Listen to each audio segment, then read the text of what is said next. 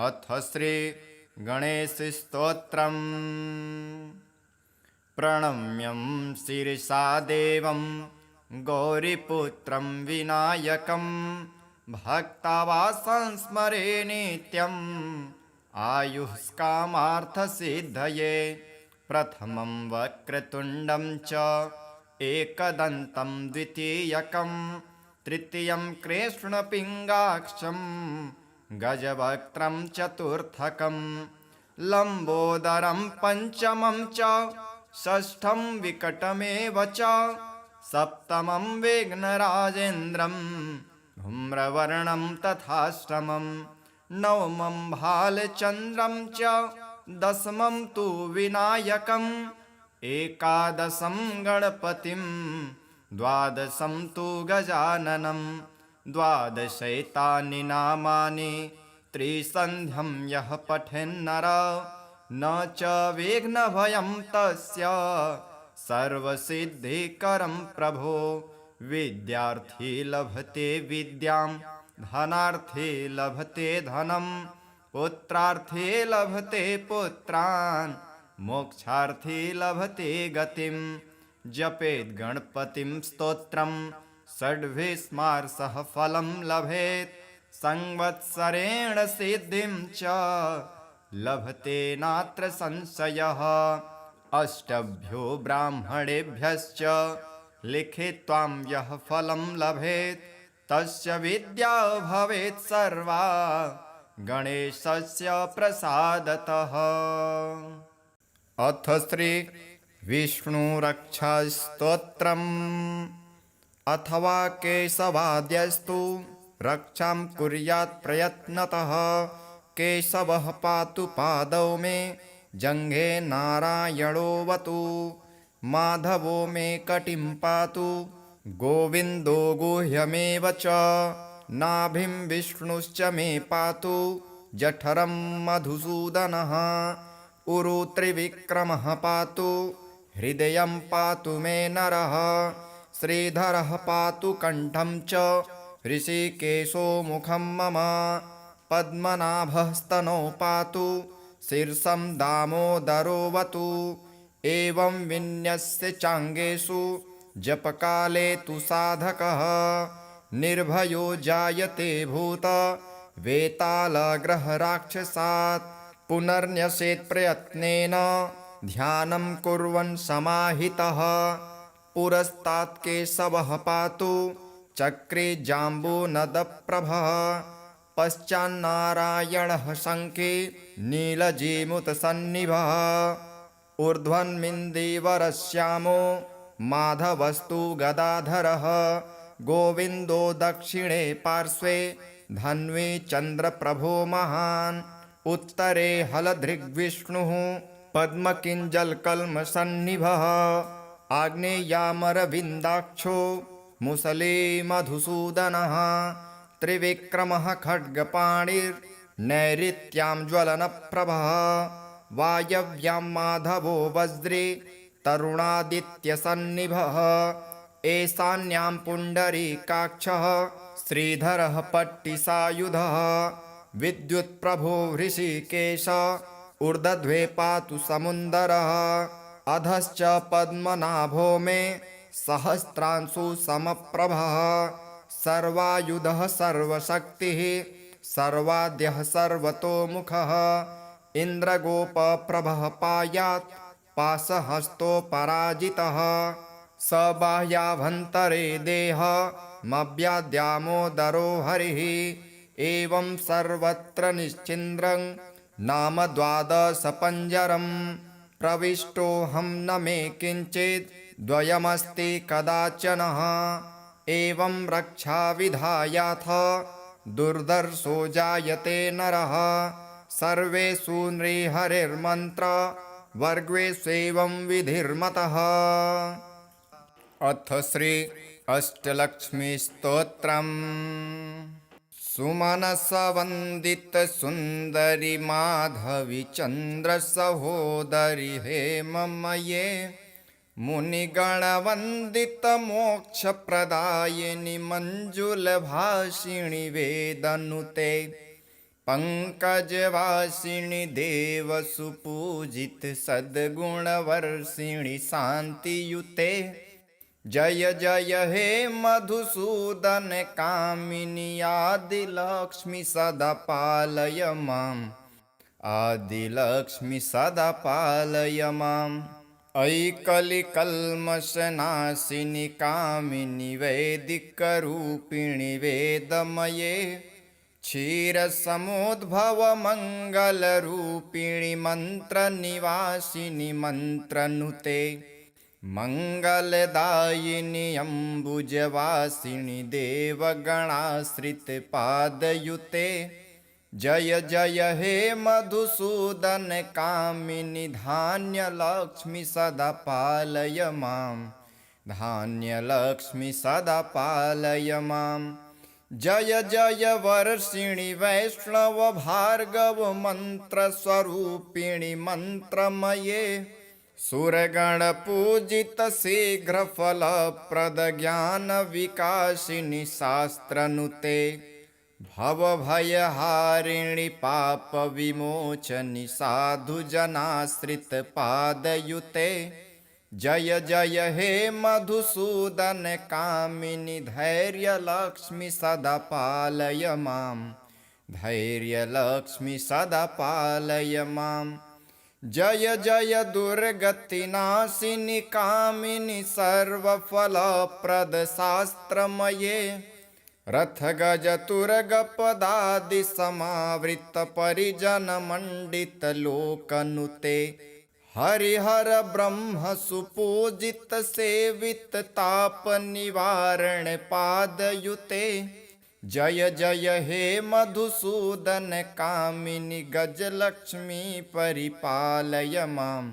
गजलक्ष्मी परिपालय माम्। अयि खगवाहिनि मोहिनि चक्रिणि रागविवर्धिनि ज्ञानमये। गुणगणवारिधि लोकहितैषिणि स्वरसप्तभूषित ज्ञानमये। सकलसुरासुर देव मुनीश्वर मानव वन्दित पादयुते। जय जय हे मधुसूदन कामिनि सन्तानलक्ष्मी सदा पालय माम्। सन्तानलक्ष्मी सदा पालय माम्। जय कमलासनि सद्गतिदायिनि ज्ञानविकासिनि गानमये। अनुदिनमर्चित कुङ्कुमधूसरभूषित वासित वाद्यनुते। कनकधरास्तुति वैभववन्दित शङ्कर देशिक मान्यपदे। जय जय हे मधुसूदन कामिनि विजयलक्ष्मी सदा पालय माम्। विजयलक्ष्मी सदा पालय माम्। प्रणतसुरेश्वरि भारति भार्गवि लोकविनाशिनि रत्नमये। मणिमयभूषित कर्णविभूषण शान्ति समावृत हास्यमुखे। नवनिधिदायिनि कलिमलहारिणि कामितफलप्रद हस्तयुते। जय जय हे मधुसूदन कामिनि विद्यालक्ष्मी सदा पालय माम्। विद्यालक्ष्मी सदा पालय माम्। धिमि धिमि धिन् धिमि धिन् धिमि धिन् धिमि दुन्दुभिनादसुपूर्णमये। घुम घुम घुम घुम घुम घुम घुम घुम शङ्खनिनादसुवाद्यनुते। वेदपुराणेतिहास सुपूजित वैदिक मार्ग प्रदर्शयुते। जय जय हे मधुसूदन कामिनि धनलक्ष्मी परिपालय माम्। धनलक्ष्मी परिपालय माम्। श्री शिवनामावल्यष्टकम्। हे चन्द्रचूडमदनान्तकशूलपाणे स्थाणो गिरीश गिरिजेश महेश शम्भो। भूतेश भीतभयसूदनमामनाथं संसारदुःखगहना जगदीश रक्ष। हे पार्वती हृदयवल्लभ चन्द्रमौले भूताधीप प्रमथनाथ गिरीश चाप। हे वामदेव भवरुद्रपिनाकपाणे संसारदुःखगहनाग् जगदीश रक्ष। हे नीलकण्ठवृषभध्वज पञ्चवक्त्र लोकेश शेषवलय प्रमथेश सर्व। हे दुर्जटे पशुपते गिरिजापते मां संसारदुःखगहनाग् जगदीश रक्ष। हे विश्वनाथ शिव शङ्कर देव देव गंगाधर प्रमथनायक नन्दिकेश। बाणेश्वरान्धकपिरो हरलोकनाथ संसारदुःखगहनाग् जगदीश रक्ष। वाराणसीपुरपते मणिकर्णिकेश वीरेश दक्ष मखकालविभो गणेश। सर्वज्ञ सर्वहृदयैकनिवासनाथ संसारदुःखगहनाग् जगदीश रक्ष। श्रीमन्महेश्वर कृपामय हे दयालो हे व्योमकेश शीतकण्ठगणाधिनाथ। भस्माङ्गरागनृकपाल कपालमाल संसारदुःखगहनाग् जगदीश रक्ष। कैलासशैलविनिवास वृषाकपेहे मृत्युञ्जय त्रिनयन त्रिजगन्निवास। नारायण प्रियमदापः शक्तिनाथ संसारदुःखगहनाग् जगदीश रक्ष। विश्वेश विश्वभवनाशक विश्वरूप विश्वात्मक त्रिभुवनैकगुणाधिकेश। हे विश्वनाथ करुणामय दीनबन्धो संसारदुःखगहनाग् जगदीश रक्ष। गौरीविलास भवनाय महेश्वराय पञ्चाननाय शरणागतकल्पकाय सर्वाय सर्वजगतामधिपाय तस्मै दारिद्र्यदुःखदहनाय नमः शिवाय। इति श्री शिवनामावल्यष्टकं सम्पूर्णम्। अथ श्री गणेशस्तोत्रम्। प्रणम्यं शिरसा देवं गौरीपुत्रं विनायकं भक्तावासं स्मरे नित्यम् आयुष्कामार्थसिद्धये। प्रथमं वक्रतुण्डं च एकदन्तं द्वितीयकं तृतीयं कृष्णपिङ्गाक्षं गजवक्त्रं चतुर्थकं लम्बोदरं पञ्चमं च षष्ठं विकटमेव च सप्तमं विघ्नराजेन्द्रं धूम्रवर्णं तथाष्टमं नवमं भालचन्द्रं च दशमं तु विनायकम् एकादशं गणपतिं द्वादशं तु गजाननं द्वादशैतानि नामानि त्रिसन्ध्यं यः पठेन्नर न च विघ्नभयं तस्य सर्वसिद्धिकरं प्रभो। विद्यार्थी लभते विद्यां धनार्थी लभते धनं पुत्रार्थी लभते पुत्रान् मोक्षार्थी लभते गतिं। जपेत् गणपतिं स्तोत्रं षड्भिस्मार्षः फलं लभेत् संवत्सरेण सिद्धिं च लभते नात्र संशयः। अष्टभ्यो ब्राह्मणेभ्यश्च लिखित्वा यः फलं लभेत् तस्य विद्या भवेत् सर्वा गणेशस्य प्रसादतः।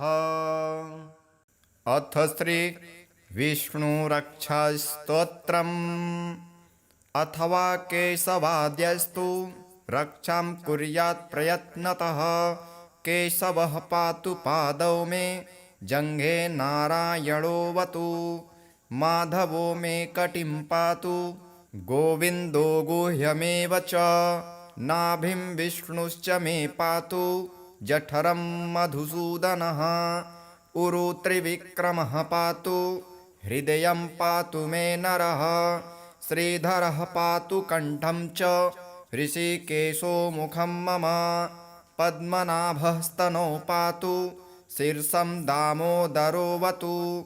एवं विन्यस्य चाङ्गेषु जपकाले तु साधकः निर्भयो जायते भूत वेतालग्रहराक्षसात् पुनर्न्यसेत् प्रयत्नेन ध्यानं कुर्वन् समाहितः पुरस्तात् केशवः पातु चक्रे जाम्बूनदप्रभः पश्चान्नारायणः शङ्खे नीलजीमुतसन्निभः ऊर्ध्वन्मिन्दीवरश्यामो माधवस्तु गदाधरः गोविन्दो दक्षिणे पार्श्वे धन्वी चन्द्रप्रभो महान् उत्तरे हलधृग्विष्णुः पद्मकिञ्जलकल्मषन्निभः आग्नेयामरविन्दाक्षो मुसले मधुसूदनः त्रिविक्रमः खड्गपाणिर्नैऋत्यां ज्वलनप्रभः वायव्यां माधवो वज्रे तरुणादित्यसन्निभः ईशान्यां पुण्डरीकाक्षः श्रीधरः पट्टिसायुधः विद्युत्प्रभो हृषीकेश ऊर्ध्वे पातु समुन्दरः अधश्च पद्मनाभो मे सहस्रांशु समप्रभः सर्वायुधः सर्वशक्तिः सर्वाद्यः सर्वतोमुखः इन्द्रगोपप्रभः पायात् पाशहस्तोपराजितः स बाह्याभ्यन्तरे देहमव्याद्यामोदरो हरिः एवं सर्वत्र निश्चिन्द्रं नाम द्वादशपञ्जरं प्रविष्टोऽहं न मे किञ्चित् द्वयमस्ति कदाचनः एवं रक्षाविधायाथ दुर्धर्षो जायते नरः सर्वेषु नृहरिर्मन्त्र वर्गेष्वेवं विधिर्मतः। अथ श्री अष्टलक्ष्मीस्तोत्रम्। सुमनसवन्दित सुन्दरि माधवी चन्द्र सहोदरि हेममये मुनिगणवन्दित मोक्षप्रदायिनि मञ्जुलभाषिणि वेदनुते पंकजवासिनि देवसुपूजित सद्गुणवर्षिणि शान्तियुते जय जय हे मधुसूदन कामिनि आदिलक्ष्मि सदा पालय माम् आदिलक्ष्मि सदा पालय माम् अयि कलिकल्मषनाशिनि कामिनि वैदिकरूपिणि वेदमये क्षीरसमुद्भवमङ्गलरूपिणि मन्त्रनिवासिनि मन्त्रनुते मङ्गलदायिनि अम्बुजवासिनि देवगणाश्रितपादयुते जय जय हे मधुसूदन कामिनि धान्यलक्ष्मि सदा पालय माम् धान्यलक्ष्मि सदा पालय माम् जय जय वर्षिणि वैष्णव भार्गव मन्त्रस्वरूपिणि मन्त्रमये सुरगणपूजित शीघ्रफलप्रद ज्ञानविकासिनि शास्त्रनुते भवभयहारिणि पापविमोचनि साधुजनाश्रितपादयुते जय जय हे मधुसूदन कामिनि धैर्यलक्ष्मि सदा पालय माम् धैर्यलक्ष्मि सदा पालय माम् जय जय दुर्गतिनाशिनि कामिनि सर्वफलप्रद शास्त्रमये रथगजतुरगपदादि समावृत परिजनमण्डित लोकनुते हरिहर ब्रह्म सुपूजित सेवित ताप निवारण पादयुते जय जय हे मधुसूदन कामिनि गजलक्ष्मी परिपालय माम् गजलक्ष्मी परिपालय माम् अयि खगवाहिनि मोहिनि चक्रिणि रागविवर्धिनि ज्ञानमये गुणगणवारिधि लोकहितैषिणि स्वरसप्तभूषित ज्ञानमये सकलसुरासुर देव मुनीश्वर मानव वन्दित पादयुते जय जय हे मधुसूदन कामिनि संतान लक्ष्मि सदा पालय माम् संतान लक्ष्मि सदा पालय माम् जय कमलासनि सद्गतिदायिनि ज्ञान विकासिनि गानमये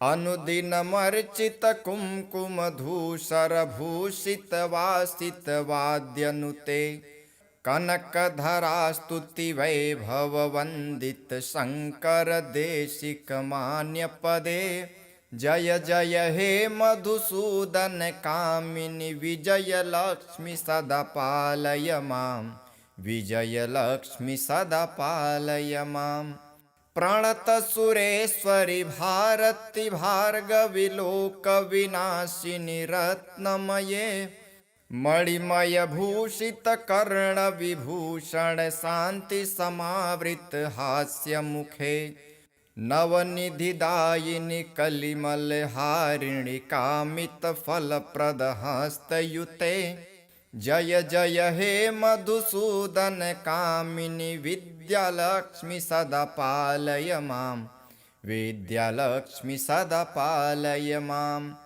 धिमि धिमि धिन् धिमि धिन् धिमि धिन् धिमि दुन्दुभिनादसुपूर्णमये घुम घुम घुम घुम घुम घुम घुम घुम शङ्खनिनादसुवाद्यनुते वेद पुराण इतिहास सुपूजित वैदिक मार्ग प्रदर्शयुते जय जय हे मधुसूदन कामिनि धनलक्ष्मी परिपालय मां धनलक्ष्मी परिपालय मां श्री शिवनामावल्यष्टकम् हे चन्द्रचूडमदनान्तकशूलपाणे स्थाणो गिरीश गिरिजेश महेश शम्भो भूतेश भीतभयसूदन मामनाथं संसारदुःखगहना जगदीश रक्ष हे पार्वती हृदयवल्लभ चन्द्रमौले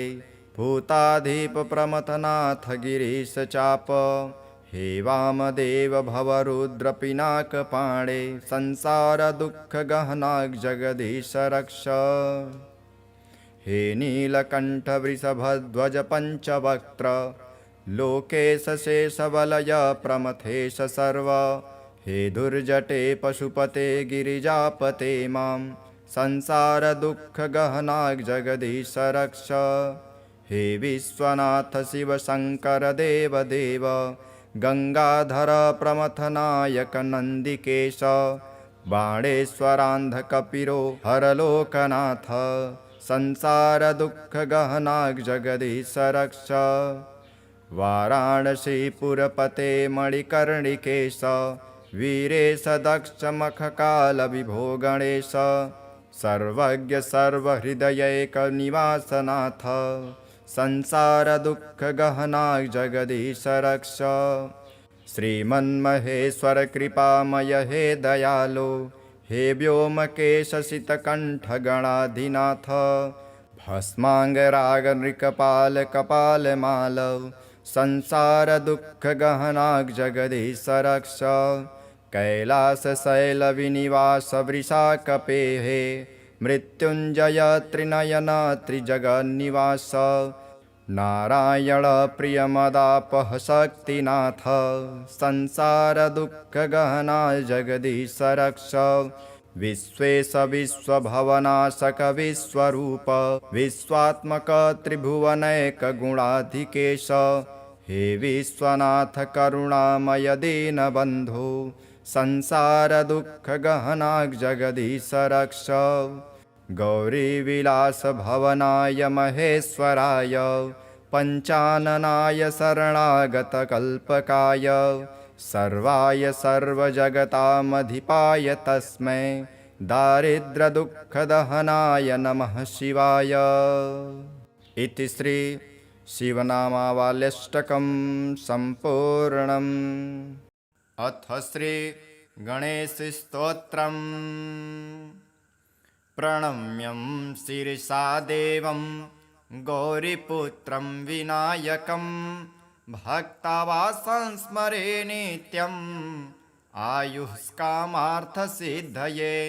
प्रथमं वक्रतुण्डं च एकदन्तं द्वितीयकं तृतीयं कृष्णपिङ्गाक्षं गजवक्त्रं चतुर्थकं लम्बोदरं पञ्चमं च षष्ठं विकटमेव च सप्तमं विघ्नराजेन्द्रं धूम्रवर्णं तथाष्टमं नवमं भालचन्द्रं च दशमं तु विनायकम् एकादशं गणपतिं द्वादशं तु गजाननं द्वादशैतानि नामानि त्रिसन्ध्यं यः पठेन्नर न च विघ्नभयं तस्य सर्वसिद्धिकरं प्रभो विद्यार्थी लभते विद्यां धनार्थी लभते धनं पुत्रार्थी लभते पुत्रान् मोक्षार्थी लभते गतिं जपेत् गणपतिं स्तोत्रं षड्भिस्मार्षः फलं लभेत् संवत्सरेण सिद्धिं च लभते नात्र संशयः अष्टभ्यो ब्राह्मणेभ्यश्च लिखित्वां यः फलं लभेत् तस्य विद्या भवेत् सर्वा गणेशस्य प्रसादतः। अथ श्री विष्णुरक्षास्तोत्रम् अथवा केशवाद्यस्तु रक्षां कुर्यात् प्रयत्नतः केशवः पातु पादौ मे जङ्घे नारायणोऽवतु माधवो मे कटिं पातु गोविन्दो गुह्यमेव च नाभिं विष्णुश्च मे पातु जठरं मधुसूदनः उरु त्रिविक्रमः पातु हृदयं पातु मे नरः श्रीधरः पातु कण्ठं च ऋषिकेशो मुखं मम पद्मनाभः स्तनौ पातु शीर्षं दामोदरोऽवतु एवं विन्यस्य चाङ्गेषु जपकाले तु साधकः निर्भयो जायते भूत वेतालग्रहराक्षसात् पुनर्न्यसेत् प्रयत्नेन ध्यानं कुर्वन् समाहितः पुरस्तात् केशवः पातु चक्रे जाम्बूनदप्रभः पश्चान्नारायणः शङ्खे नीलजीमुतसन्निभः ऊर्ध्वन्मिन्दीवरश्यामो माधवस्तु गदाधरः गोविन्दो दक्षिणे पार्श्वे धन्वी चन्द्रप्रभो महान् उत्तरे हलधृग्विष्णुः पद्मकिञ्जलकल्मषन्निभः आग्नेयामरविन्दाक्षो मुसले मधुसूदनः त्रिविक्रमः खड्गपाणिर्नैऋत्यां ज्वलनप्रभः वायव्यां माधवो वज्रे तरुणादित्यसन्निभः ईशान्यां पुण्डरीकाक्षः श्रीधरः पट्टिसायुधः विद्युत्प्रभो हृषीकेश ऊर्ध्वे पातु समुन्दरः अधश्च पद्मनाभो मे सहस्रांशु समप्रभः सर्वायुधः सर्वशक्तिः सर्वाद्यः सर्वतोमुखः इन्द्रगोपप्रभः पायात् पाशहस्तोपराजितः स बाह्याभ्यन्तरे देहमव्याद्यामोदरो हरिः एवं सर्वत्र निश्चिन्द्रं नाम द्वादशपञ्जरं प्रविष्टोऽहं न मे किञ्चित् द्वयमस्ति कदाचनः एवं रक्षाविधायाथ दुर्धर्षो जायते नरः सर्वेषु नृहरिर्मन्त्र वर्गेष्वेवं विधिर्मतः।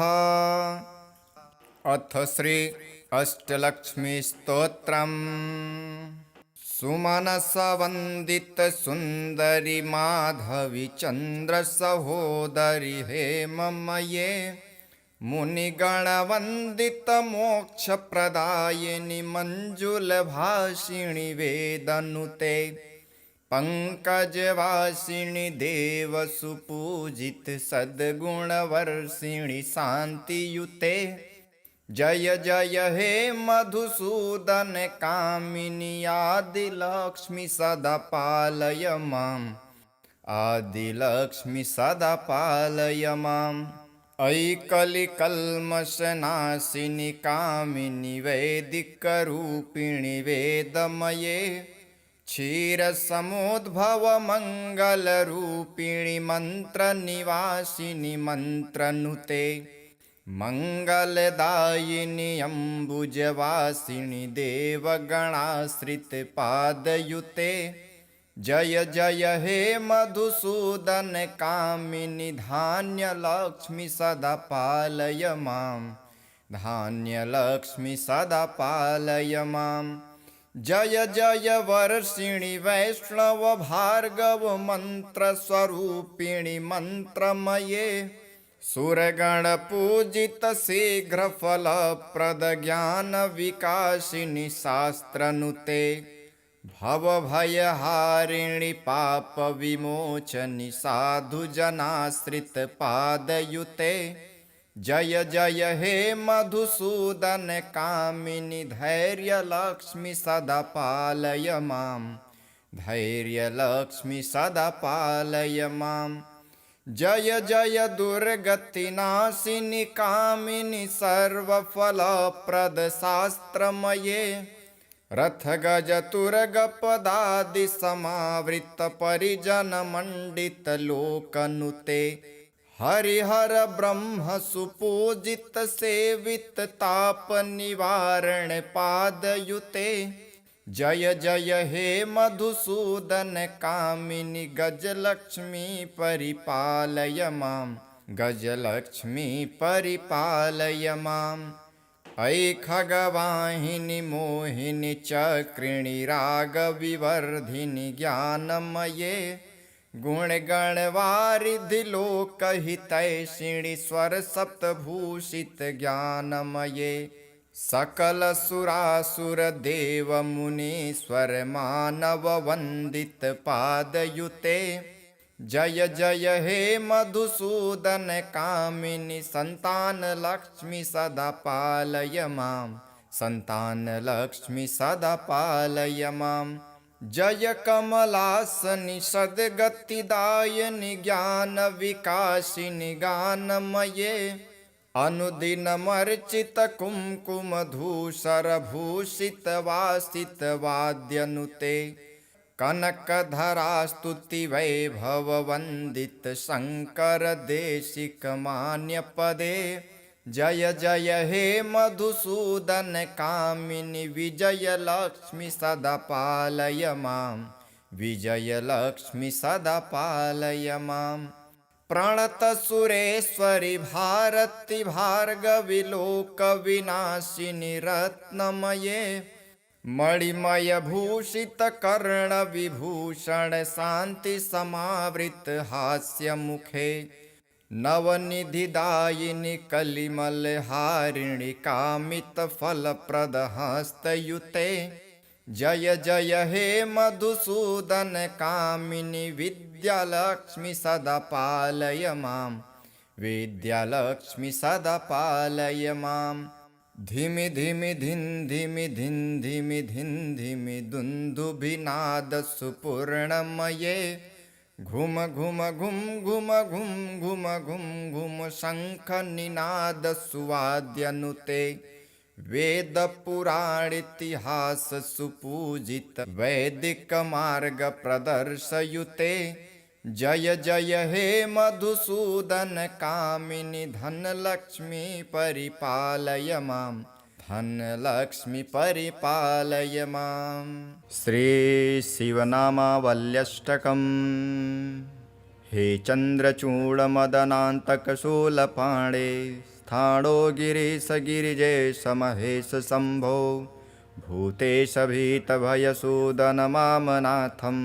संसार दुःख गहना जगदीश रक्ष हे पार्वती हृदय वल्लभ चन्द्रमौले भूताधीप प्रमथनाथ गिरीश चाप हे वामदेव भवरुद्र पिनाकपाणे संसार दुःख गहना जगदीश रक्ष हे नीलकण्ठ वृषभध्वज पञ्चवक्त्र लोकेश शेषवलय प्रमथेश सर्व हे दुर्जटे पशुपते गिरिजापते मां संसार दुःख गहनाग जगदीश रक्ष हे विश्वनाथ शिव शंकर देव देव गंगाधर प्रमथनायक नंदिकेश बाणेश्वरांधकपिरो हरलोकनाथ संसार दुख गहनाग जगदीश रक्ष वाराणसीपुरपते मणिकर्णिकेश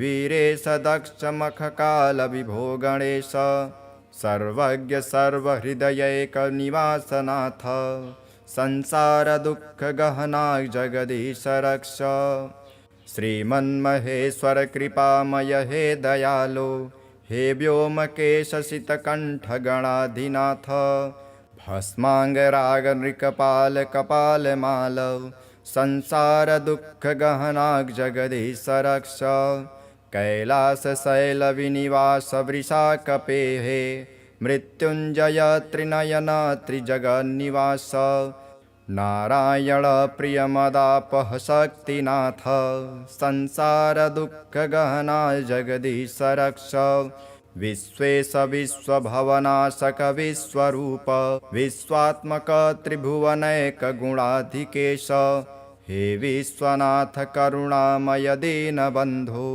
संसार दुख गहनाग जगदीश रक्ष गौरी विलास भवनाय महेश्वराय पंचाननाय शरणागत कल्पकाय सर्वाय सर्वजगतामधिपाय तस्मै दारिद्र दुख दहनाय नमः शिवाय। इति श्री शिवनामावल्यष्टकं सम्पूर्णम्। अथ श्री गणेशस्तोत्रम्। प्रणम्यं शिरसा देवं गौरीपुत्रं विनायकं भक्तावासं स्मरे नित्यम् आयुष्कामार्थसिद्धये प्रथमं वक्रतुण्डं च एकदन्तं द्वितीयकं तृतीयं कृष्णपिङ्गाक्षं गजवक्त्रं चतुर्थकं लम्बोदरं पञ्चमं च षष्ठं विकटमेव च सप्तमं विघ्नराजेन्द्रं धूम्रवर्णं तथाष्टमं नवमं भालचन्द्रं च दशमं तु विनायकम् एकादशं गणपतिं द्वादशं तु गजाननं द्वादशैतानि नामानि त्रिसन्ध्यं यः पठेन्नर न च विघ्नभयं तस्य सर्वसिद्धिकरं प्रभो विद्यार्थी लभते विद्यां धनार्थी लभते धनं पुत्रार्थी लभते पुत्रान् मोक्षार्थी लभते गतिं जपेत् गणपतिं स्तोत्रं षड्भिस्मार्षः फलं लभेत् संवत्सरेण सिद्धिं च लभते नात्र संशयः अष्टभ्यो ब्राह्मणेभ्यश्च लिखित्वां यः फलं लभेत् तस्य विद्या भवेत् सर्वा गणेशस्य प्रसादतः। अथ श्री विष्णुरक्षास्तोत्रम्।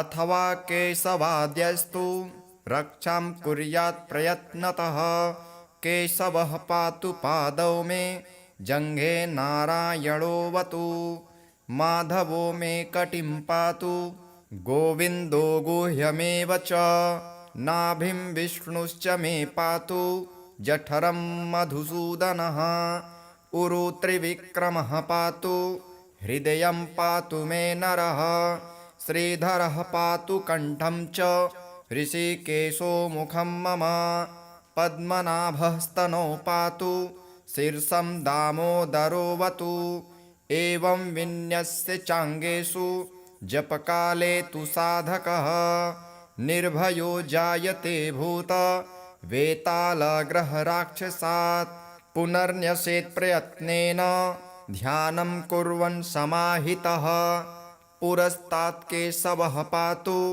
चक्रे जाम्बूनदप्रभः पश्चान्नारायणः शङ्खे नीलजीमुतसन्निभः ऊर्ध्वन्मिन्दीवरश्यामो माधवस्तु गदाधरः गोविन्दो दक्षिणे पार्श्वे धन्वे चन्द्रप्रभो महान् उत्तरे हलधृग्विष्णुः पद्मकिञ्जलकल्मषन्निभः आग्नेयामरविन्दाक्षो मुसले मधुसूदनः त्रिविक्रमः खड्गपाणिर्नैऋत्यां ज्वलनप्रभः वायव्यां माधवो वज्रे तरुणादित्यसन्निभः ईशान्यां पुण्डरीकाक्षः श्रीधरः पट्टिसायुधः विद्युत्प्रभो हृषीकेश ऊर्ध्वे पातु समुन्दरः अधश्च पद्मनाभो मे सहस्रांशु समप्रभः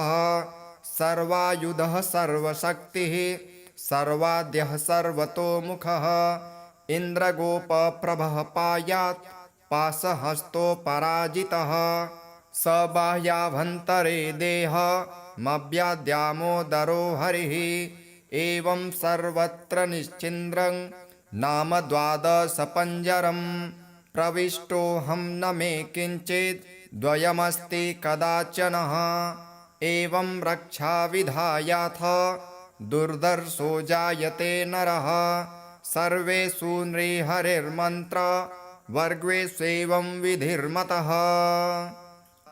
अथ श्री अष्टलक्ष्मीस्तोत्रम्। सुमनसवन्दित सुन्दरि माधवी चन्द्रसहोदरि हेममये मुनिगणवन्दित मोक्षप्रदायिनि मञ्जुलभाषिणि वेदनुते पंकजवासिनि देवसुपूजित सद्गुणवर्षिणि शान्तियुते जय जय हे मधुसूदन कामिनि आदिलक्ष्मि सदा पालय माम् आदिलक्ष्मि सदा पालय माम् अयि कलिकल्मषनाशिनि कामिनि वैदिकरूपिणि वेदमये क्षीरसमुद्भवमङ्गलरूपिणि मन्त्रनिवासिनि मन्त्रनुते मङ्गलदायिनि अम्बुजवासिनि देवगणाश्रितपादयुते जय जय हे मधुसूदन कामिनि धान्यलक्ष्मि सदा पालय माम् धान्यलक्ष्मि सदा पालय माम् जय जय वर्षिणि वैष्णव भार्गव मन्त्रस्वरूपिणि मन्त्रमये सुरगणपूजित शीघ्रफलप्रद ज्ञानविकासिनि शास्त्रनुते भवभयहारिणि पापविमोचनि साधुजनाश्रितपादयुते जय जय हे मधुसूदन कामिनि धैर्यलक्ष्मि सदा पालय माम् धैर्यलक्ष्मि सदा पालय माम् जय जय दुर्गतिनाशिनि कामिनि सर्वफलप्रद शास्त्रमये रथगजतुरगपदादि समावृत परिजनमण्डित लोकनुते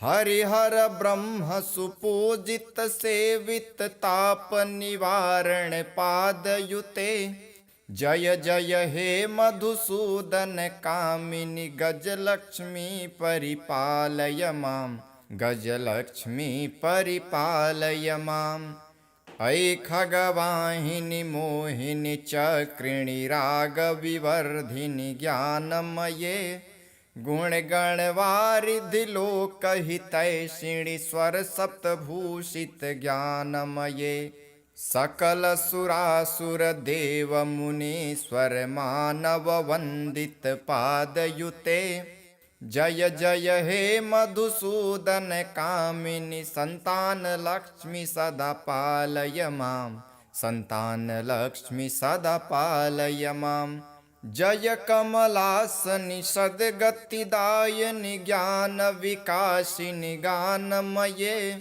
अनुदिनमर्चित कुङ्कुमधूसरभूषित वासित वाद्यनुते कनकधरास्तुति वैभव वन्दित शङ्कर देशिक मान्यपदे जय जय हे मधुसूदन कामिनि विजयलक्ष्मि सदा पालय मां विजयलक्ष्मि सदा पालय मां प्रणतसुरेश्वरि भारति भार्गवि लोकविनाशिनि रत्नमये मणिमयभूषितकर्णविभूषण शान्तिसमावृत हास्यमुखे नवनिधिदायिनि कलिमलहारिणि कामितफलप्रदहस्तयुते जय जय हे मधुसूदन कामिनि विद्यालक्ष्मि सदा पालय मां विद्यालक्ष्मि सदा पालय मां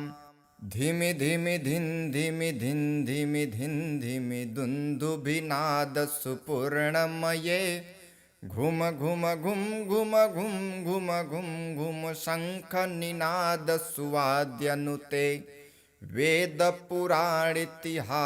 सुपूजित वैदिकमार्गप्रदर्शयुते जय जय हे मधुसूदन कामिनि धनलक्ष्मी परिपालय मां धनलक्ष्मी परिपालय मां श्री शिवनामावल्यष्टकम् हे चन्द्रचूडमदनान्तकशूलपाणे स्थाणो गिरीश गिरिजेश महेश शम्भो भूतेश भीतभयसूदन मामनाथं संसारदुःखगहना जगदीश रक्ष हे पार्वती हृदयवल्लभ चन्द्रमौले भूताधीप प्रमथनाथ गिरीश चाप हे वामदेव भवरुद्रपिनाकपाणे संसारदुःखगहना जगदीश रक्ष हे नीलकण्ठवृषभध्वज पञ्चवक्त्र लोकेश शेषवलय प्रमथेश सर्व हे दुर्जटे पशुपते गिरिजापते मां संसारदुःखगहना जगदीश रक्ष हे विश्वनाथ शिव शङ्कर देव देव गङ्गाधर प्रमथनायक नन्दिकेश बाणेश्वरान्धकपिरो हरलोकनाथ संसारदुःखगहना जगदीश रक्ष वाराणसीपुरपते मणिकर्णिकेश वीरेश दक्षमखकालविभो गणेश सर्वज्ञ सर्वहृदयैकनिवासनाथ संसारदुःखगहना जगदीश रक्ष श्रीमन्महेश्वर कृपामय हे दयालो हे व्योमकेशसितकण्ठगणाधिनाथ भस्माङ्गरागनृकपाल संसारदुःखगहना जगदीश रक्ष कैलासशैलविनिवास वृषाकपेहे मृत्युञ्जय त्रिनयन त्रिजगन्निवास नारायण प्रियमदापः शक्तिनाथ संसारदुःखगहना जगदीश रक्ष विश्वेश विश्वभवनाशक विश्वरूप विश्वात्मक त्रिभुवनैकगुणाधिकेश हे विश्वनाथ करुणामय दीनबन्धो संसारदुःखगहना जगदीश रक्ष गौरीविलास भवनाय महेश्वराय पञ्चाननाय शरणागतकल्पकाय सर्वाय सर्वजगतामधिपाय तस्मै दारिद्र्यदुःखदहनाय नमः शिवाय इति श्री शिवनामावल्यष्टकं सम्पूर्णम्। अथ श्री गणेशस्तोत्रम्। प्रणम्यं शिरसा देवं गौरीपुत्रं विनायकं भक्तावासं स्मरे नित्यम् आयुष्कामार्थसिद्धये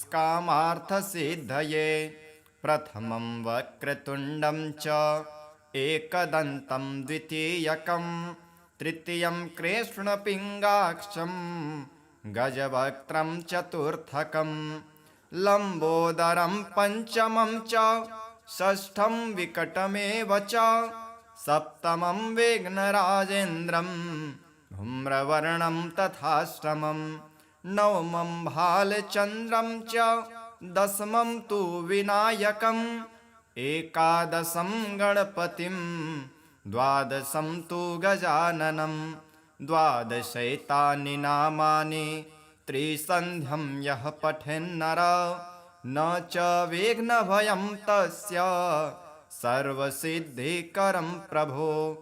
विद्यार्थी लभते विद्यां धनार्थी लभते धनं पुत्रार्थी लभते पुत्रान् मोक्षार्थी लभते गतिं। जपेत् गणपतिं स्तोत्रं षड्भिस्मार्षः फलं लभेत् संवत्सरेण सिद्धिं च लभते नात्र संशयः। अष्टभ्यो ब्राह्मणेभ्यश्च लिखित्वा यः फलं लभेत् तस्य विद्या भवेत् सर्वा गणेशस्य प्रसादतः। अथ श्री विष्णुरक्षास्तोत्रम्। अथवा केशवाद्यस्तु रक्षां कुर्यात् प्रयत्नतः। केशवः पातु पादौ मे जङ्घे नारायणोऽवतु। माधवो मे कटिं पातु गोविन्दो गुह्यमेव च। नाभिं विष्णुश्च मे पातु जठरं मधुसूदनः। उरु त्रिविक्रमः पातु हृदयं पातु मे नरः। श्रीधरः पातु कण्ठं च ऋषिकेशो मुखं मम। पद्मनाभः स्तनौ पातु शीर्षं दामोदरोऽवतु। एवं विन्यस्य चाङ्गेषु जपकाले तु साधकः निर्भयो जायते भूत वेतालग्रहराक्षसात्। पुनर्न्यसेत् प्रयत्नेन ध्यानं कुर्वन् समाहितः। पुरस्तात् केशवः पातु चक्रे जाम्बूनदप्रभः। पश्चान्नारायणः शङ्खे नीलजीमुतसन्निभः। ऊर्ध्वन्मिन्दीवरश्यामो माधवस्तु गदाधरः। गोविन्दो दक्षिणे पार्श्वे धन्वी चन्द्रप्रभो महान्। उत्तरे हलधृग्विष्णुः पद्मकिञ्जलकल्मषन्निभः। आग्नेयामरविन्दाक्षो मुसले मधुसूदनः। त्रिविक्रमः खड्गपाणिर्नैऋत्यां ज्वलनप्रभः। वायव्यां माधवो वज्रे तरुणादित्यसन्निभः। ईशान्यां पुण्डरीकाक्षः श्रीधरः पट्टिसायुधः। विद्युत्प्रभो हृषीकेश ऊर्ध्वे पातु समुन्दरः। अधश्च पद्मनाभो मे सहस्रांशु समप्रभः। सर्वायुधः सर्वशक्तिः सर्वाद्यः सर्वतोमुखः। इन्द्रगोपप्रभः पायात् पाशहस्तोपराजितः। स बाह्याभ्यन्तरे देहमव्याद्यामोदरो हरिः। एवं सर्वत्र निश्चिन्द्रं नाम द्वादशपञ्जरं। प्रविष्टोऽहं न मे किञ्चित् द्वयमस्ति कदाचनः। एवं रक्षाविधायाथ दुर्धर्षो जायते नरः। सर्वेषु नृहरिर्मन्त्र वर्गेष्वेवं विधिर्मतः। अथ श्री अष्टलक्ष्मीस्तोत्रम्। सुमनसवन्दितसुन्दरि माधवी चन्द्रसहोदरि हेममये। मुनिगणवन्दितमोक्षप्रदायिनि मञ्जुलभाषिणि वेदनुते। पङ्कजवासिनि देवसुपूजित सद्गुणवर्षिणि शान्तियुते। जय जय हे मधुसूदन कामिनि आदिलक्ष्मि सदा पालय माम्। आदिलक्ष्मि सदा पालय माम्। अयि कलिकल्मषनाशिनि कामिनि वैदिकरूपिणि वेदमये। क्षीरसमुद्भवमङ्गलरूपिणि मन्त्रनिवासिनि मन्त्रनुते। मङ्गलदायिनि अम्बुजवासिनि देवगणाश्रितपादयुते। जय जय हे मधुसूदन कामिनि धान्यलक्ष्मि सदा पालय माम्। धान्यलक्ष्मी सदा पालय माम्। जय जय वर्षिणि वैष्णव भार्गव मन्त्रस्वरूपिणि मन्त्रमये। सुरगणपूजित शीघ्रफलप्रद ज्ञानविकासिनि शास्त्रनुते। भवभयहारिणि पापविमोचनि साधुजनाश्रितपादयुते। जय जय हे मधुसूदन कामिनि धैर्यलक्ष्मी सदा पालय माम्।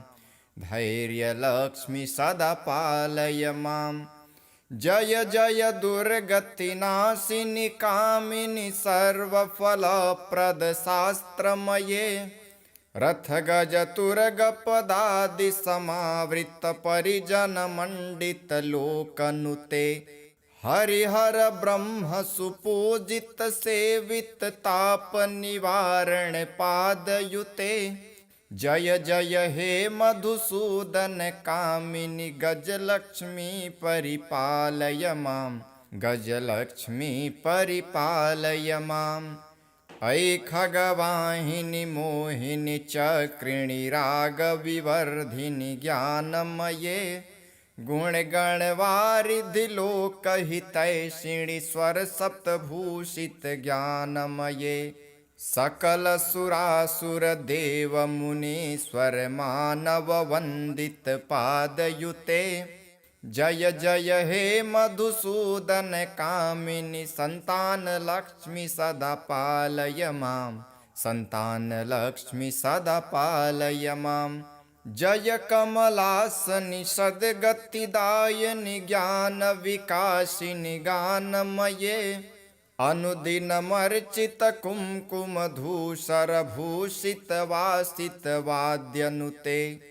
कनकधरा स्तुति वैभव वन्दित शङ्कर देशिक मान्यपदे। जय जय हे मधुसूदन कामिनि विजयलक्ष्मी सदा पालय माम्। विजयलक्ष्मी सदा पालय माम्। प्रणत सुरेश्वरि भारति भार्गवि लोक विनाशिनि रत्नमये। मणिमय भूषित कर्ण विभूषण शान्ति समावृत हास्य मुखे। नवनिधिदायिनि कलिमल हारिणि कामित फलप्रद हस्तयुते। जय जय हे मधुसूदन कामिनि विद्यालक्ष्मी सदा पालय माम्। विद्यालक्ष्मी सदा पालय माम्। धिमि धिमि धिन् धिमि धिन् धिमि धिन् धिमि दुन्दुभिनाद सुपूर्णमये। घुम घुम घुम घुम घुम घुम घुम घुम शङ्ख निनाद सुवाद्यनुते। वेद पुराण इतिहास सुपूजित वैदिक मार्ग प्रदर्शयुते। जय जय हे मधुसूदन कामिनि धनलक्ष्मी परिपालय माम्। धनलक्ष्मी परिपालय माम्। श्री शिवनामावल्यष्टकम्। हे चन्द्रचूडमदनान्तकशूलपाणे स्थाणो गिरीश गिरिजेश महेश शम्भो। भूतेश भीतभयसूदन मामनाथं। संसार दुःख गहना जगदीश रक्ष। हे पार्वती हृदय वल्लभ चन्द्रमौले। भूताधीप प्रमथनाथ गिरीश चाप। हे वामदेव भवरुद्र पिनाकपाणे। संसार दुःख गहना जगदीश रक्ष। हे नीलकण्ठ वृषभध्वज पञ्चवक्त्र। लोकेश शेषवलय प्रमथेश सर्व। हे दुर्जटे पशुपते गिरिजापते मां। संसार दुःख गहना जगदीश रक्ष। हे विश्वनाथ शिव शङ्कर देव देव। गङ्गाधर प्रमथनायक नन्दिकेश। बाणेश्वरान्ध कपिरो हरलोकनाथ। संसार दुःख गहना जगदीश रक्ष। वाराणसीपुरपते मणिकर्णिकेश। वीरेश दक्ष मखकाल विभो गणेश। सर्वज्ञ सर्वहृदयैकनिवासनाथ संसारदुःखगहना जगदीश रक्ष। श्रीमन्महेश्वर कृपामय हे दयालो हे व्योमकेशसितकण्ठगणाधिनाथ भस्माङ्गरागनृकपाल कपालमाल संसारदुःखगहना जगदीश रक्ष। कैलासशैलविनिवास वृषाकपेः मृत्युञ्जय त्रिनयन त्रिजगन्निवास नारायण प्रियमदापः शक्तिनाथ संसारदुःखगहना जगदीश रक्ष। विश्वेश विश्वभवनाशक विश्वरूप विश्वात्मक त्रिभुवनैकगुणाधिकेश हे विश्वनाथ करुणामय दीनबन्धो संसारदुःखगहना जगदीश रक्ष। गौरीविलास भवनाय महेश्वराय पञ्चाननाय शरणागतकल्पकाय सर्वाय सर्वजगतामधिपाय तस्मै दारिद्र्यदुःखदहनाय नमः शिवाय। इति श्री शिवनामावल्यष्टकं सम्पूर्णम्। अथ श्री गणेशस्तोत्रम्। प्रणम्यं शिरसा देवं गौरीपुत्रं विनायकं भक्तावासं स्मरे नित्यम् आयुष्कामार्थसिद्धये। प्रथमं वक्रतुण्डं च एकदन्तं द्वितीयकं तृतीयं कृष्णपिङ्गाक्षं गजवक्त्रं चतुर्थकं लम्बोदरं पञ्चमं च षष्ठं विकटमेव च सप्तमं विघ्नराजेन्द्रं धूम्रवर्णं तथाष्टमं नवमं भालचन्द्रं च दशमं तु विनायकम् एकादशं गणपतिं द्वादशं तु गजाननं द्वादशैतानि नामानि त्रिसन्ध्यं यः पठेन्नर न च विघ्नभयं तस्य सर्वसिद्धिकरं प्रभो। विद्यार्थी लभते विद्यां धनार्थी लभते धनं पुत्रार्थी लभते पुत्रान् मोक्षार्थी लभते गतिं। जपेत् गणपतिं स्तोत्रं षड्भिस्मार्षः फलं लभेत् संवत्सरेण सिद्धिं च लभते नात्र संशयः। अष्टभ्यो ब्राह्मणेभ्यश्च लिखित्वां यः फलं लभेत् तस्य विद्या भवेत् सर्वा गणेशस्य प्रसादतः। अथ श्री विष्णुरक्षास्तोत्रम्।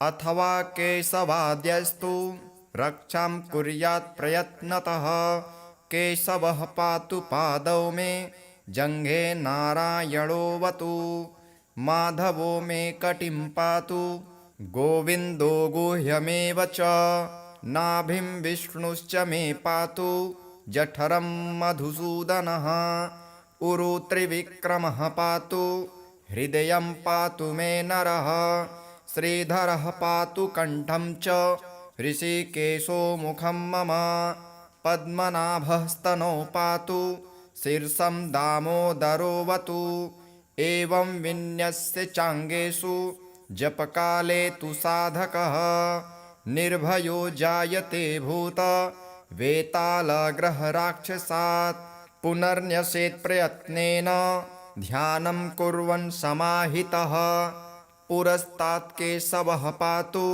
चक्रे जाम्बूनदप्रभः पश्चान्नारायणः शङ्खे नीलजीमुतसन्निभः ऊर्ध्वन्मिन्दीवरश्यामो माधवस्तु गदाधरः गोविन्दो दक्षिणे पार्श्वे धन्वी चन्द्रप्रभो महान् उत्तरे हलधृग्विष्णुः पद्मकिञ्जलकल्मषन्निभः आग्नेयामरविन्दाक्षो मुसले मधुसूदनः त्रिविक्रमः खड्गपाणिर्नैऋत्यां ज्वलनप्रभः वायव्यां माधवो वज्रे तरुणादित्यसन्निभः ईशान्यां पुण्डरीकाक्षः श्रीधरः पट्टिसायुधः विद्युत्प्रभो हृषीकेश ऊर्ध्वे पातु समुन्दरः अधश्च पद्मनाभो मे सहस्रांशु समप्रभः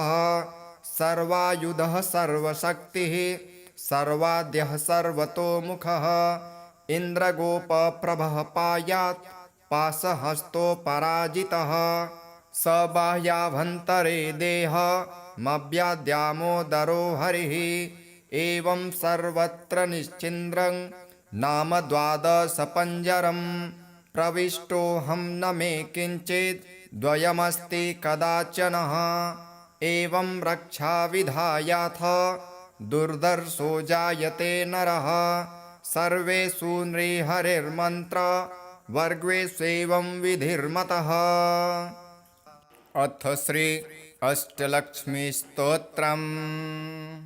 सुमनसवन्दित सुन्दरि माधवी चन्द्र सहोदरि हेममये मुनिगणवन्दित मोक्षप्रदायिनि मञ्जुलभाषिणि वेदनुते पंकजवासिनि देवसुपूजित सद्गुणवर्षिणि शान्तियुते जय जय हे मधुसूदन कामिनि आदिलक्ष्मि सदा पालय माम् आदिलक्ष्मि सदा पालय माम् ऐकलिकल्मषनाशिनि कामिनि वैदिकरूपिणि वेदमये क्षीरसमुद्भवमङ्गलरूपिणि मन्त्रनिवासिनि मन्त्रनुते मङ्गलदायिनि अम्बुजवासिनि देवगणाश्रितपादयुते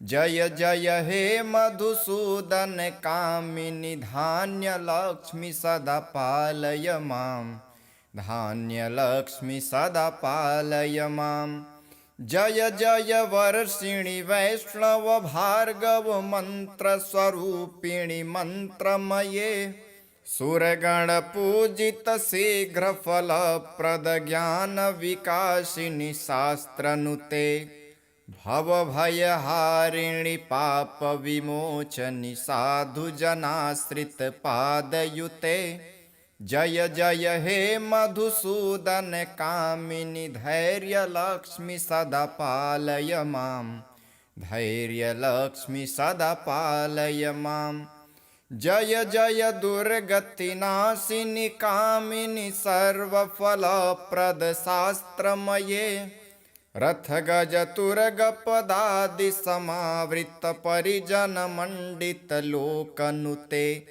हरिहर ब्रह्म सुपूजित सेवित ताप निवारण पादयुते जय जय हे मधुसूदन कामिनि गजलक्ष्मी परिपालय माम् गजलक्ष्मी परिपालय माम् ऐ खगवाहिनि मोहिनि चक्रिणि रागविवर्धिनि ज्ञानमये गुणगणवारिधि लोकहितैषिणि स्वरसप्तभूषित ज्ञानमये सकलसुरासुर देव मुनीश्वर मानव वन्दित पादयुते जय जय हे मधुसूदन कामिनि संतानलक्ष्मि सदा पालय माम् संतानलक्ष्मि सदा पालय माम् जय कमलासनि सद्गतिदायिनि ज्ञानविकासिनि गानमये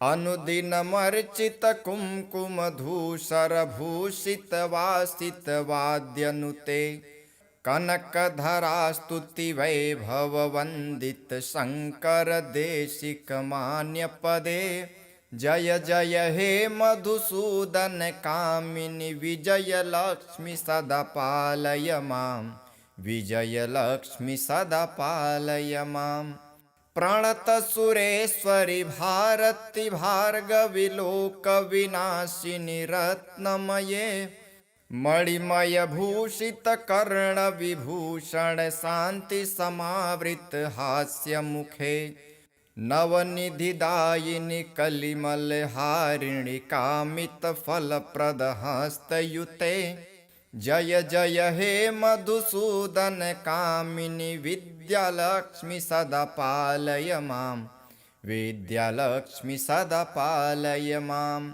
धिमि धिमि धिन् धिमि धिन् धिमि धिन् धिमि दुन्दुभिनादसुपूर्णमये घुम घुम घुम घुम घुम घुम घुम घुम शङ्खनिनादसुवाद्यनुते वेद पुराण इतिहास सुपूजित वैदिक मार्ग प्रदर्शयुते जय जय हे मधुसूदन कामिनि धनलक्ष्मी परिपालय माम् धनलक्ष्मी परिपालय माम्। श्री शिवनामावल्यष्टकम्।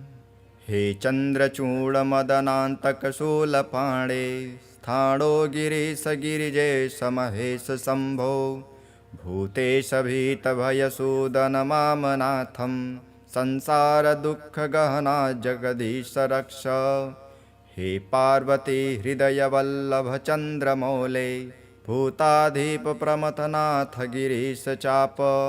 हे वामदेव भवरुद्र पिनाकपाणे संसारदुःखगहना जगदीश रक्ष। हे नीलकण्ठ वृषभध्वज पञ्चवक्त्र लोकेश शेषवलय प्रमथेश सर्व। हे दुर्जटे पशुपते गिरिजापते मां संसारदुःखगहना जगदीश रक्ष। हे विश्वनाथ शिव शङ्कर देवदेव गङ्गाधर प्रमथनायक नन्दिकेश बाणेश्वरान्धकपिरो हरलोकनाथ संसारदुःखगहना जगदीश रक्ष। वाराणसीपुरपते मणिकर्णिकेश वीरेश दक्ष मखकालविभो गणेश सर्वज्ञ सर्वहृदयैकनिवासनाथ संसारदुःखगहना जगदीश रक्ष। श्रीमन्महेश्वर कृपामय हे दयालो हे व्योमकेशसितकण्ठगणाधिनाथ भस्माङ्गरागनृकपाल कपालमाल संसारदुःखगहना जगदीश रक्ष। कैलासशैलविनिवास वृषाकपेहे मृत्युञ्जय त्रिनयन त्रिजगन्निवास नारायण प्रियमदापः शक्तिनाथ संसारदुःखगहना जगदीश रक्ष। विश्वेश विश्वभवनाशक विश्वरूप विश्वात्मक त्रिभुवनैक गुणाधिकेश हे विश्वनाथ करुणामय दीनबन्धो संसारदुःखगहना जगदीश रक्ष। गौरीविलास भवनाय महेश्वराय पञ्चाननाय शरणागतकल्पकाय सर्वाय सर्वजगतामधिपाय तस्मै दारिद्र्यदुःखदहनाय नमः शिवाय। इति श्री शिवनामावल्यष्टकं सम्पूर्णम्। अथ श्री गणेशस्तोत्रम्। प्रणम्यं शिरसा देवं गौरीपुत्रं विनायकं भक्तावासं स्मरे नित्यम् आयुष्कामार्थसिद्धये। प्रथमं वक्रतुण्डं च एकदन्तं द्वितीयकं तृतीयं कृष्णपिङ्गाक्षं गजवक्त्रं चतुर्थकं लम्बोदरं पञ्चमं च षष्ठं विकटमेव च सप्तमं विघ्नराजेन्द्रं धूम्रवर्णं तथाष्टमं नवमं भालचन्द्रं च दशमं तु विनायकम् एकादशं गणपतिं द्वादशं तु गजाननं द्वादशैतानि नामानि त्रिसन्ध्यं यः पठेन्नर न च विघ्नभयं तस्य सर्वसिद्धिकरं प्रभो। विद्यार्थी लभते विद्यां धनार्थी लभते धनं पुत्रार्थी लभते पुत्रान् मोक्षार्थी लभते गतिं जपेत् गणपतिं स्तोत्रं षड्भिः स्मारसः फलं लभेत् संवत्सरेण सिद्धिं च लभते नात्र संशयः अष्टभ्यो ब्राह्मणेभ्यश्च लिखित्वां यः फलं लभेत् तस्य विद्या भवेत् सर्वा गणेशस्य प्रसादतः।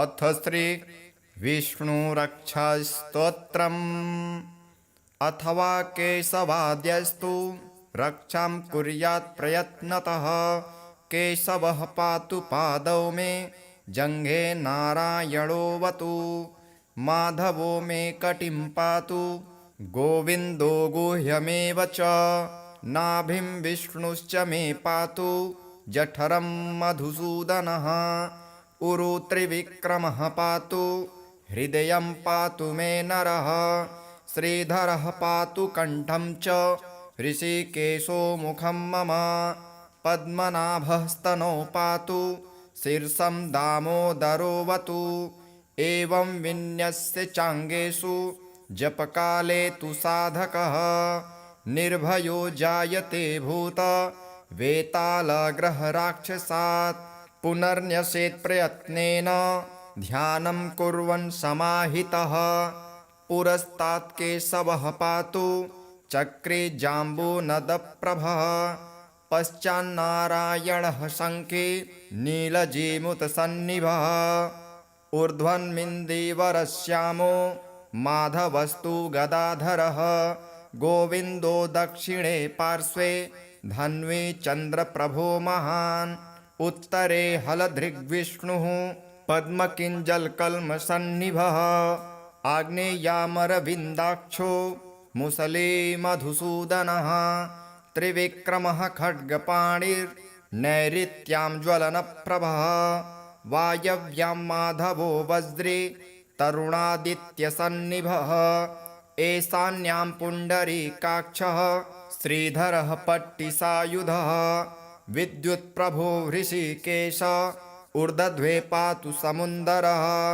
अधश्च पद्मनाभो मे सहस्रांशु समप्रभः सर्वायुधः सर्वशक्तिः सर्वाद्यः सर्वतोमुखः इन्द्रगोपप्रभः पायात् पाशहस्तोपराजितः स बाह्याभ्यन्तरे देहमव्याद्यामोदरो हरिः एवं सर्वत्र निश्चिन्द्रं नाम द्वादशपञ्जरं प्रविष्टोऽहं न मे किञ्चित् द्वयमस्ति कदाचनः एवं रक्षाविधायाथ दुर्धर्षो जायते नरः सर्वेषु नृहरिर्मन्त्र वर्गेष्वेवं विधिर्मतः। अथ श्री अष्टलक्ष्मीस्तोत्रम् सुमनसवन्दितसुन्दरि माधवी चन्द्रसहोदरि हेममये मुनिगणवन्दितमोक्षप्रदायिनि मञ्जुलभाषिणि वेदनुते पङ्कजवासिनि देवसुपूजित सद्गुणवर्षिणि शान्तियुते जय जय हे मधुसूदन कामिनि आदिलक्ष्मि सदा पालय माम् आदिलक्ष्मि सदा पालय माम् ऐकलिकल्मषनाशिनि कामिनि वैदिकरूपिणि वेदमये क्षीरसमुद्भवमङ्गलरूपिणि मन्त्रनिवासिनि मन्त्रनुते मङ्गलदायिनि अम्बुजवासिनि देवगणाश्रितपादयुते जय जय हे मधुसूदन कामिनि धान्यलक्ष्मि सदा पालय माम् धान्यलक्ष्मि सदा पालय माम् जय जय वर्षिणि वैष्णव भार्गव मन्त्रस्वरूपिणि मन्त्रमये सुरगणपूजित शीघ्रफलप्रद ज्ञानविकासिनि शास्त्रनुते भवभयहारिणि पापविमोचनि साधुजनाश्रितपादयुते जय जय हे मधुसूदन कामिनि धैर्यलक्ष्मि सदा पालय माम् धैर्यलक्ष्मि सदा पालय माम् जय जय दुर्गतिनाशिनि कामिनि सर्वफलप्रद शास्त्रमये रथगजतुरगपदादि समावृत परिजनमण्डितलोकनुते हरिहर ब्रह्म सुपूजित सेवित ताप निवारण पादयुते जय जय हे मधुसूदन कामिनि गजलक्ष्मी परिपालय माम् गजलक्ष्मी परिपालय माम् अयि खगवाहिनि मोहिनि चक्रिणि रागविवर्धिनि ज्ञानमये गुणगणवारिधि लोकहितैषिणि स्वरसप्तभूषित ज्ञानमये सकल सुरासुर देव मुनीश्वर मानव वंदित पादयुते जय जय हे मधुसूदन कामिनि संतान लक्ष्मि सदा पालय माम्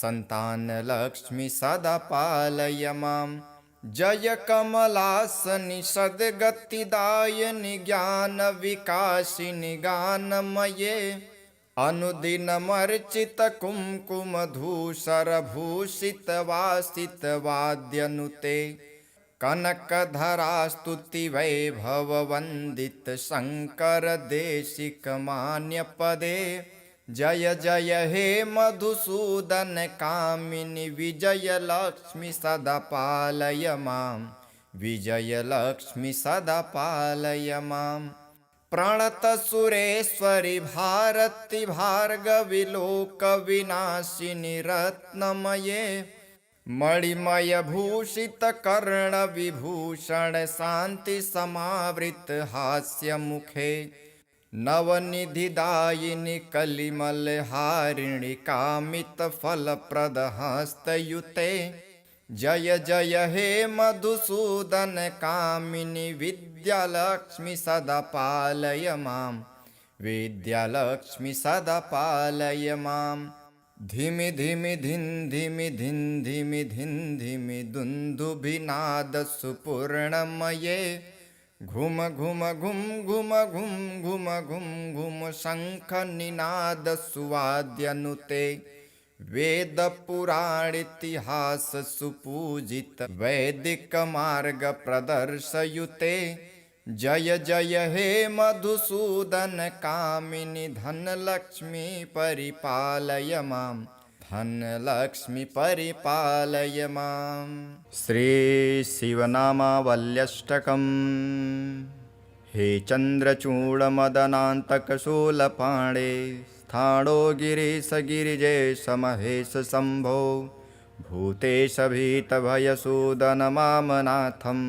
संसार दुःख गहना जगदीश रक्ष हे पार्वती हृदय वल्लभ चन्द्रमौले भूताधीप प्रमथनाथ गिरीश चाप हे वामदेव भवरुद्र पिनाकपाणे संसार दुःख गहना जगदीश रक्ष हे नीलकण्ठ वृषभध्वज पञ्चवक्त्र लोकेश शेषवलय प्रमथेश सर्व हे दुर्जटे पशुपते गिरिजापते मां संसार दुःख गहना जगदीश रक्ष हे विश्वनाथ शिव शंकर देव देव गंगाधर प्रमथनायक नंदिकेश बाणेश्वरान्धकपिरो हरलोकनाथ संसार दुःख गहना जगदीश रक्ष वाराणसीपुरपते मणिकर्णिकेश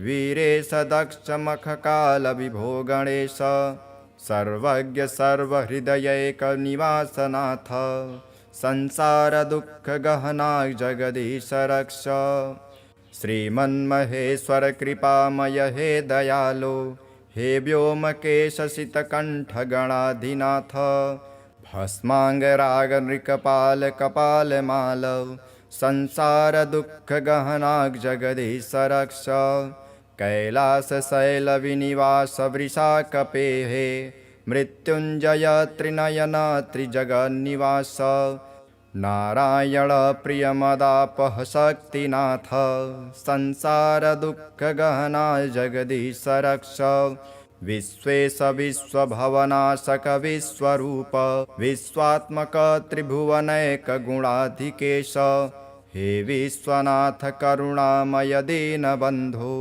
संसारदुःखगहनाग् जगदीश रक्ष गौरीविलास भवनाय महेश्वराय पञ्चाननाय शरणागतकल्पकाय सर्वाय सर्वजगतामधिपाय तस्मै दारिद्र्यदुःखदहनाय नमः शिवाय।